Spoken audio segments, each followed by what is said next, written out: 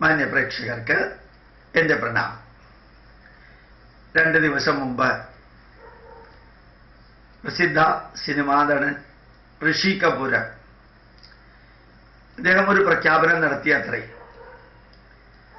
അദ്ദേഹം പറഞ്ഞതിന് പിന്നാലെ മറ്റു പലരും അതിനെക്കുറിച്ച് ശക്തമായിട്ട് പോസിറ്റീവായിട്ട് കമന്റ് ചെയ്യുകയുണ്ടായി. ഋഷി കപൂർ പറഞ്ഞത്, ഒരു കുടുംബത്തിനോടാണ് ഇന്ന് ഭാരതം അനാവശ്യമായ വിധേയത്വം കാണിക്കുന്നത്. നെഹ്റു, ഇന്ദിരാഗാന്ധി, രാജീവ് ഗാന്ധി, സോണിയാഗാന്ധി, രാഹുൽ ഗാന്ധി ഇവർ ഈ നാടിന് എന്ത് ചെയ്തിട്ടാണ് നമ്മുടെ നാട്ടിലുള്ള യൂണിവേഴ്സിറ്റികൾക്കൊക്കെ ഇവരുടെ പേര്, റോഡുകൾക്കൊക്കെ ഇവരുടെ പേര്, സ്ഥാപനങ്ങൾക്കൊക്കെ ഇവരുടെ പേര്, ഏതെങ്കിലും പദ്ധതി വരികയാണെങ്കിൽ അതും ഇവരുടെ പേര്, എല്ലാം അച്ഛൻ ജീവിച്ചത് മകളെ പ്രധാനമന്ത്രിയാക്കാൻ, മകള് ജീവിച്ചത് മകനെ പ്രധാനമന്ത്രിയാക്കാൻ, മകൻ ശ്രമിച്ചത് ഇറ്റലിയിലെ ഭാര്യയെയും അവിടെ അതിലുണ്ടായ മകനെയും പ്രധാനമന്ത്രിയാക്കാൻ, ഇങ്ങനെ ഒരു കുടുംബം ഈ നാടിനു വേണ്ടി പ്രത്യേകിച്ച് ഒന്നും ചെയ്തിട്ടില്ല. നെഹ്റു മൗണ്ട് ബാറ്റൻ പ്രഭുവിന്റെ ഭാര്യയുടെ പുറകെ പോയിക്കൊണ്ടിരുന്ന ഒരു വ്യക്തിയാണ്. നെഹ്റുവിന്റെ വ്യക്തിപരമായ ജീവിതം നമ്മൾ ഒന്ന് പഠിക്കുകയോ വായിക്കുകയോ ചെയ്താൽ സത്യത്തിലെ വേദന തോന്നും. ലൈവ് എന്ന മാഗസിൻ ഏതാനും വർഷങ്ങൾക്ക് മുമ്പ് എഴുതിയത്, ഇന്ന് ഭാരതം അനുഭവിക്കുന്ന 6 വലിയ പ്രശ്നങ്ങളിൽ, കാശ്മീർ ആയാലും നോർത്ത് ഈസ്റ്റ് ഫ്രോണ്ടിയർ ആയാലും ഈ സിഖുകാരുടെ ഖാലിസ്ഥാൻ ആയാലും ഇവിടെ നദീജല തർക്കം അല്ലെങ്കിൽ സംസ്ഥാനങ്ങളുടെ ബൗണ്ടറി ആയാലും ഗോർഖാലാൻഡ് ആണെങ്കിലും ബംഗ്ലാദേശിന്റെ അതിർത്തികൾക്കുള്ള സംസ്ഥാനങ്ങളിലെ പ്രശ്നങ്ങളായാലും ഇതിനെല്ലാത്തിനും കാരണമായത് നെഹ്റുവാണ്. അദ്ദേഹത്തിനെന്ന് പോലും പറയാൻ സാധിക്കില്ല, അയാൾക്ക് എന്ന് ചിലപ്പോൾ പറയേണ്ടി വരും.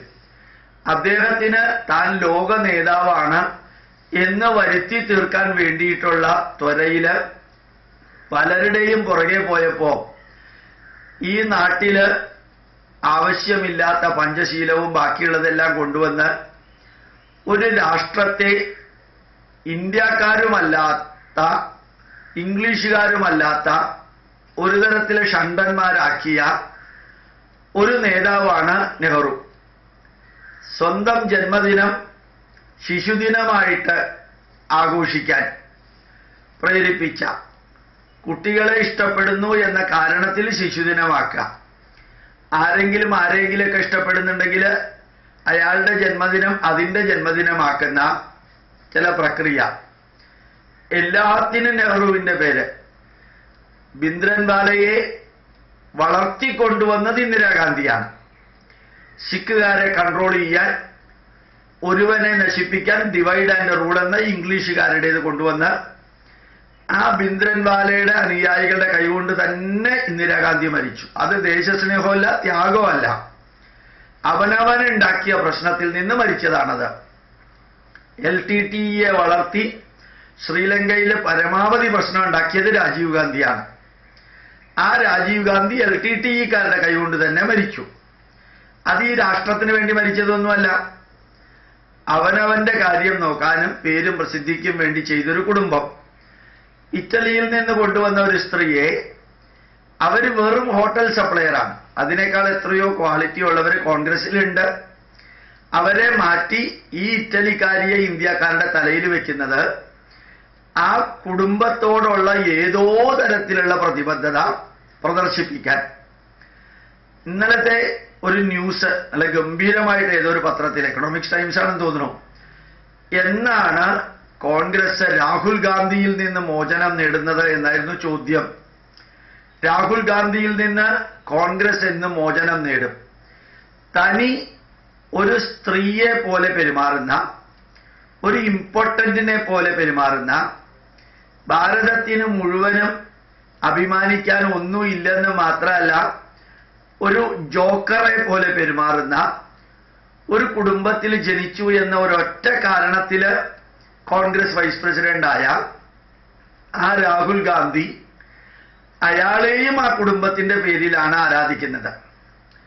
ഇതായിരുന്നു ശരിക്കും ഋഷി കപൂർ പറഞ്ഞത്. അപ്പൊ ശരിക്ക് പറഞ്ഞതിന്റെ സന്ദേശം, വാക്കുകൾ ഇതല്ല, സന്ദേശം. അപ്പൊ എന്ന് നമുക്ക് ഈ കുടുംബത്തിൽ നിന്ന് മോചനം നേടാൻ സാധിക്കും? കോൺഗ്രസ് ആണ് ഭാരതം ഭരിക്കുന്നതെങ്കിൽ നല്ല കോൺഗ്രസ് നേതാക്കന്മാരുണ്ടല്ലോ, അല്ലെങ്കിൽ ഇവർക്ക് ഉണ്ടാക്കിക്കൂടെ നല്ല കോൺഗ്രസ് നേതാക്കന്മാരെ? ഒരു ചായക്കടക്കാരനെ അവഹേളിച്ച് പ്രധാനമന്ത്രിയാക്കാമെങ്കിൽ എത്രയോ പേര് നല്ല കഴിവുള്ളവർ ഭാരതത്തിലില്ലേ? കോൺഗ്രസിലായാലും മറ്റേത് പാർട്ടിയിലായാലും. അവരെ നമ്മുടെ രാഷ്ട്രത്തിന്റെ ഭരണാധികാരിയാക്കുന്നതിന് പകരം ഇറ്റാലിയൻ രക്തമുള്ള, ഇറ്റാലിയൻ സ്വഭാവമുള്ള, ഇറ്റലിയിലെ കോടതി വിമർശിച്ച, ഇറ്റലിയിലെ പത്രങ്ങൾ കുറ്റം ആരോപിച്ച ഒരു സ്ത്രീയെയും ആ സ്ത്രീയുടെ മകൻ ഇംഗ്ലണ്ടിലെ സിറ്റിസൺഷിപ്പുള്ള, അവിടെ വ്യവസായം നടത്തിയ, അതും ഇന്ത്യൻ പേരല്ലാത്ത ഒരു പേരുണ്ടാക്കി നെഹ്റു എങ്ങനെയാണോ ഇന്ദിരാഗാന്ധിയെ ഗ്ലോറിഫൈ ചെയ്യാൻ ഇന്ദിര എന്ന പേരിന്റെ കൂട്ടത്തിൽ ഗാന്ധി എന്ന് ചേർത്ത് ശരിക്ക് ഇന്ത്യക്കാരെ പറ്റിച്ചത്. ശരിക്ക് ഫിറോസ് ഗാന്ധിക്ക് ഗാന്ധി എന്ന പേരില്ല.